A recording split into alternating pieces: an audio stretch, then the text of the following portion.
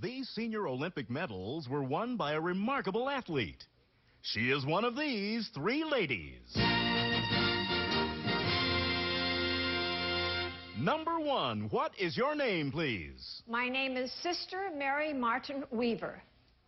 Number two. Sister Mary Martin Weaver. Number three. My name is Sister Mary Martin Weaver. Only one of these people is the real Sister Mary Martin Weaver, and is the only one sworn to tell the truth. Now let's meet our panel. Actor and raconteur Orson-Khrystyne. Co-star of Head of the Class, Christine Hodge. Film and television producer David Niven Jr. And to tell the truth's very own Kitty Carlisle. Here's the host of To Tell the Truth, Lynn Swann. Thank you. Oh, an enthusiastic crowd out there. Well, nice to have you all here. Nice to have our illustrious panel back and intact. Oh. Everyone looks divine and lovely. And eager. Let's get right to the story presented by our first team of challengers, all three of whom claim to be Sister Mary Martin Weaver. And here is her story. Please, read along with me. I, Sister Mary Martin Weaver, am a Roman Catholic nun. I'm also a competitor in the Senior Olympics. I got an early start as a nun when I entered the convent at age 16. But I got a late start as an athlete. I took up ice skating when I was 52 and subsequently earned medals in the Senior Winter Games. I competed in figure skating, speed skating, and snowshoe racing. I also compete in the Senior Summer Olympics, where I participate in basketball free throw and track events. I always wear my habit when I compete and pray to the Lord to let me do the very best I can. And He listens. To date, I've won a total of 48 medals, 21 gold, 18 silver, and 9 bronze. And God willing, I'm not through yet. Signed, Sister Mary Martin Weaver.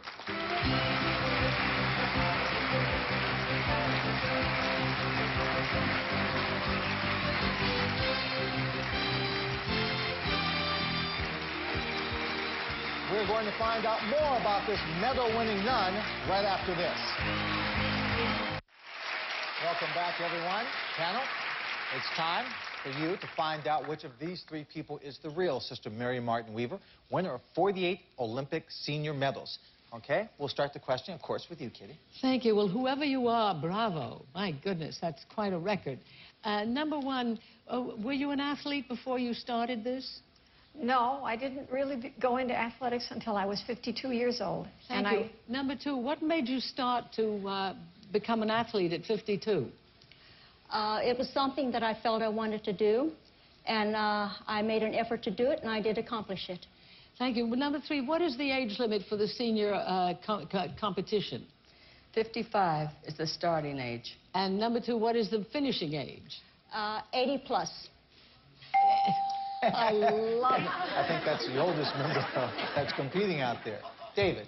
Thank you. I'm fascinated by this. It says here, I always wear my habit when I compete. Number one, if you're playing basketball, do you wear your habit then? Yes, I do. It's a little confining, but I think I'd feel more uncomfortable in something else. All right. Number two, I mean, what about if you're swimming? I don't swim. So there. All right, take care of that, All right. David. Number three, how do you get a leave of absence from your nunnery or wherever you're positioned? Well, I usually ask for the request, and they grant it. And number one, how long an leave of absence can you have?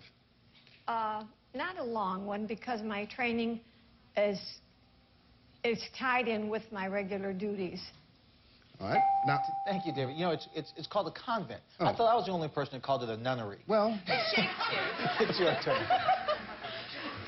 Number one, when you were 16 years old, what was the name of the convent that you went to? I went to the Immaculate Conception Convent in Kansas. Number two, what kinds of equipment do you need in snowshoe racing? Snowshoes. That's it. That's it. It's a minimalist sport. Okay. Number 3. Oh, what types of track events have you competed in? Speed racing and, I'm trying to think. Putt shot. Oh, time is up. Oops. Orson. I think it's wonderful. Speedy the Nun. I think that's great.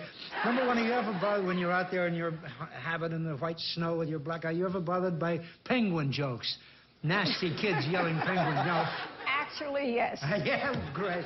Number 2, now, what are your duties when you're not doing this? Number 1 said that the sports don't conflict. What are your regular duties? I'm a registered nurse. Well, that's wonderful. Number 3, you also a nurse? Yes. Yeah. Number 1, what's your best sport? What are you best at? What did you win the most of those medals for?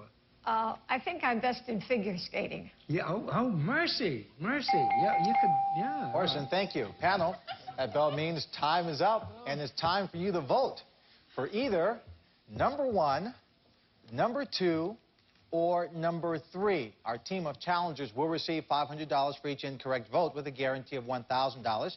And if they should fool our panel completely, the team will receive $3,000. Now, Kitty, we'll start the voting with you. This is tough.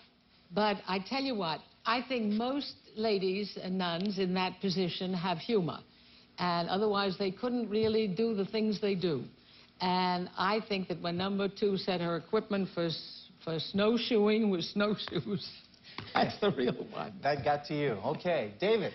Well, I thought it was number 3 when they walked down because number 3 was the tallest of the 3, and I figured that was a sort of logical way of going in this crazy game. The tall person theory. The tall person, yes. But then Yes. she called it the put shot instead of the shot put, so I realized it probably wasn't her, so I went for number 2. Catherine.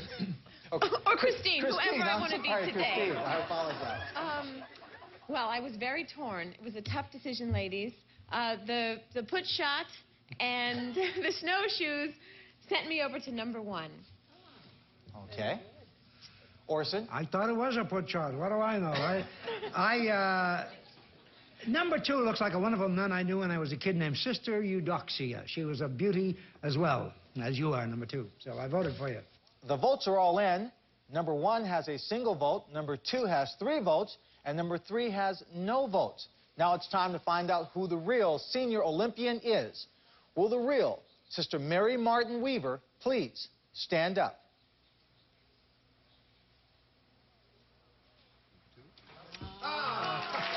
Nano, you were very good. Sister Mary, we'll come right back to you. Let's meet your imposters.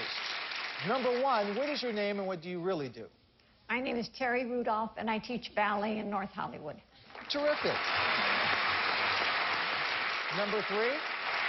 My name is Ruth Wilson, and I'm a retired bookkeeper accountant. Wonderful. Well, there was only 1 incorrect vote, so your team will receive the $1,000 guarantee. Now, Sister Mary, we have some tape of you in action. Let's take a look at it, and you tell us about it. All right. This is when I started ice skating when I was 52, and I did accomplish quite a few things, and I was in competition, got some gold medals also. And this is when I walk. I do a lot of walking, race walking, and it's very interesting, and I've won many medals for it, that also. That's terrific. What do the other nuns think of you when you're competing? They think it's great. Well, I think you're probably very unique in what you do. Thank all of you for being here today on To Tell the Truth. We'll be back with a lawyer who sues other lawyers right after this. Welcome back to Tell the Truth. It's time to meet our next team of challengers.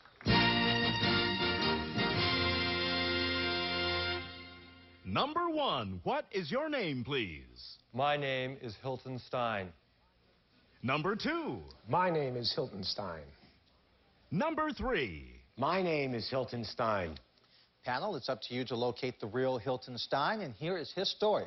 Follow me as I read this affidavit. I, Hilton Stein, am a lawyer who sues other lawyers. My law firm is dedicated to representing victims of negligent lawyers. At one time, I was a negligent lawyer. I hobnobbed with powerful people, doctors, judges, and other lawyers. I gradually got involved with sex, drugs, and easy money. I was the classic case of success, self-destruction, and despair. My marriage collapsed, and I almost died. My partner sued me, and my license was suspended. In trying to rebuild my life and career, I began to see the corruption that poisons my profession. Lawyers who victimize their clients, judges who receive special favors. I believe the system can and will be changed. Lawyers should be sued and their victims compensated. If you have a gripe with a lawyer, maybe my book will help. It's entitled, How to Sue Your Lawyer. Signed, Hilton Steen.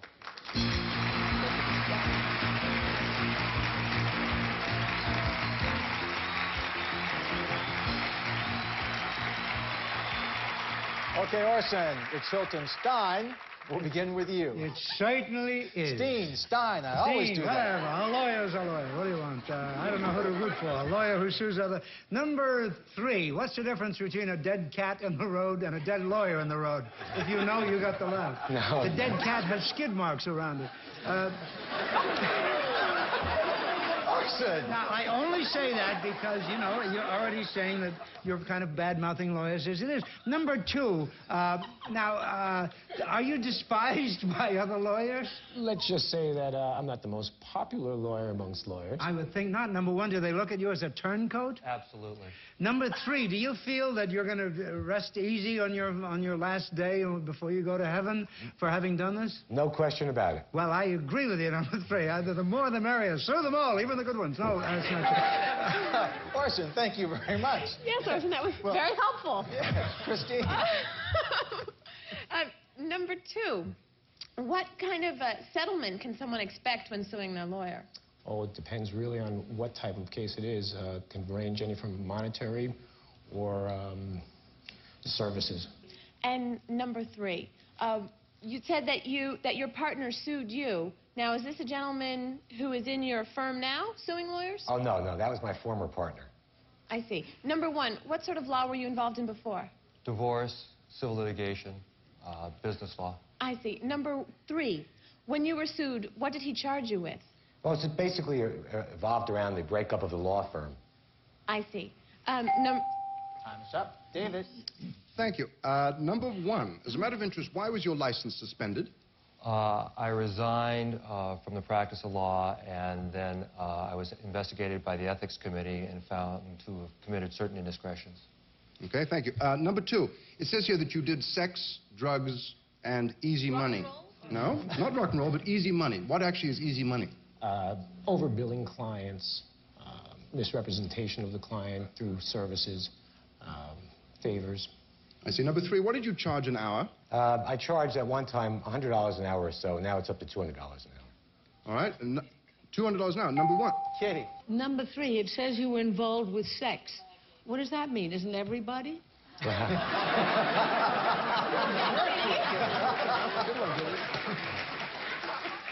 Well, it was basically a subculture of people, influential people in the practice of law that I used to associate with before I started suing lawyers. And that's basically what that was all about, money and sex and drugs and all the rest. And number 2, what was it that nearly killed you? I had a heart attack.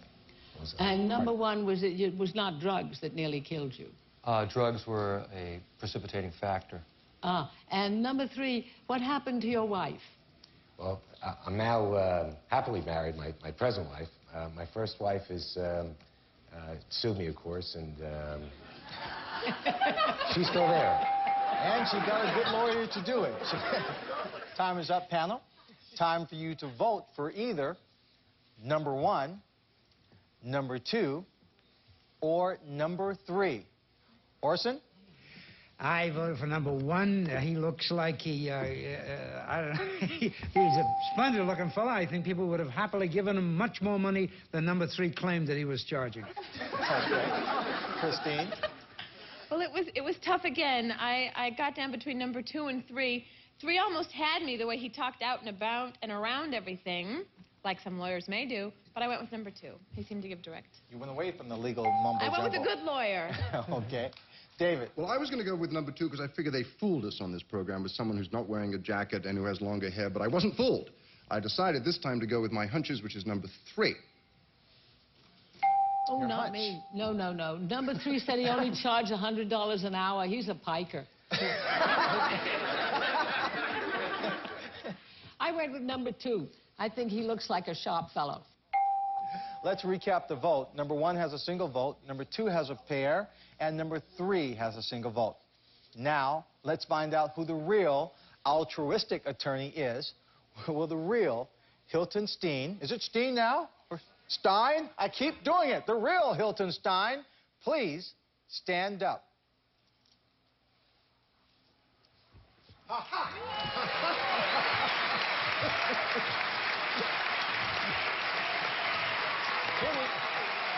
He was a very inexpensive lawyer. That's right.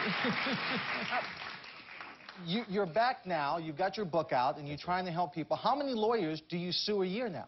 Well, we've been limited in the number of cases that I personally could handle, but what we're doing now, Lynn, is we're setting up a national referral network and referring these cases out nationwide. Okay, let's meet your imposters. Number 1, your name and what do you do? My name's Michael Wall. I'm an animated cartoon producer. Much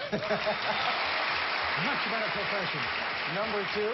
My name is Dean Greenberg, and I'm a clothing designer. A clothing designer. Well, gentlemen, you received 3 incorrect votes at $500 a vote. That means $1,500 was won by your team. Thank you very much for playing on To Tell the Truth. We'll be back to play one-on-one with someone from our studio audience right after this. Now it's time to play one-on-one with someone from our studio audience. So, Burton, who do you have for us today? Well, Lynn, today we have Tim Russell from Marietta, Georgia. Tim, welcome. How you doing, Lane? Doing fine.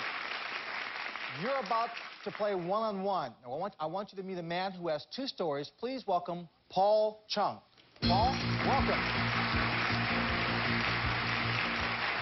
Now, Tim, Paul is going to tell you 2 stories, only one of which is the truth. If you spot that true story, you can win $500, so listen carefully. Paul, what is your first story? I am a musician. I make music by blowing on a leaf. Okay. Makes music by blowing on the leaf. That may or may not be the truth. Listen to story number 2. I am the president of the Climb a Tree Club. Every night for the past year, I have slept in a tree. Okay. Panel, it's up to you to help Tit win $500. 1 question about each story. We'll start with you, Kitty, and the leaf. Mr. Chung, do you have a full scale when you blow on the leaf? Yes, ma'am. Thank you. David. What type of leaf makes the most beautiful music? Most of a kind, like the house plant also. Okay. Christine. Do you play? Can you play for an orchestra? Can you play for a? Yeah, any good in my how the music range. Okay. Orson. I have a bush in my backyard. Could you?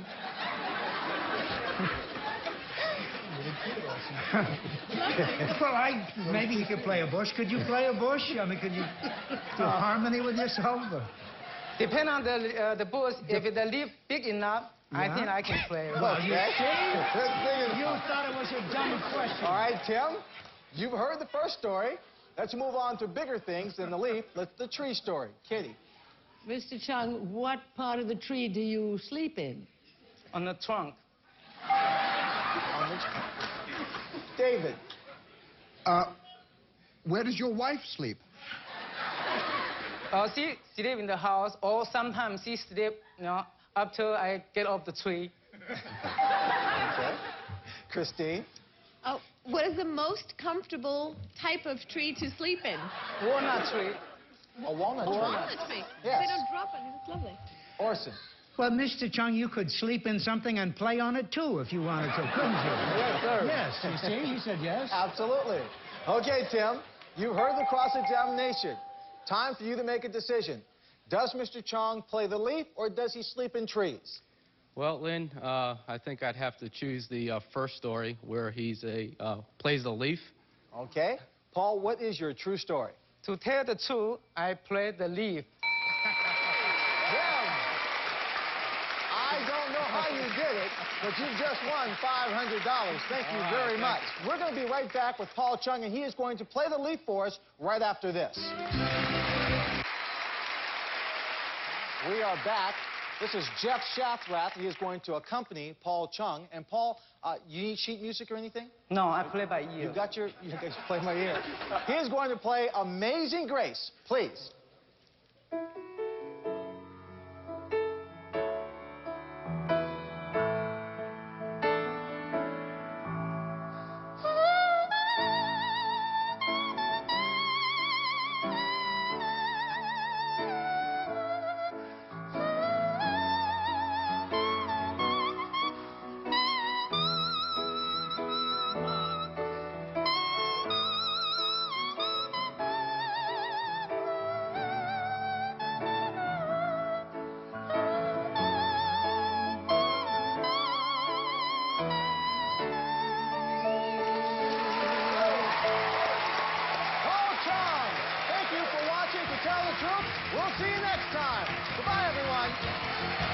GSN celebrates the life of game show legend Peter Tomarken with a Press Your Luck Marathon this Sunday from 9 a.m. to 6 p.m. Peter will be missed by the GSN family as both a colleague and a friend. Thank you, Peter, for your priceless contribution to game shows.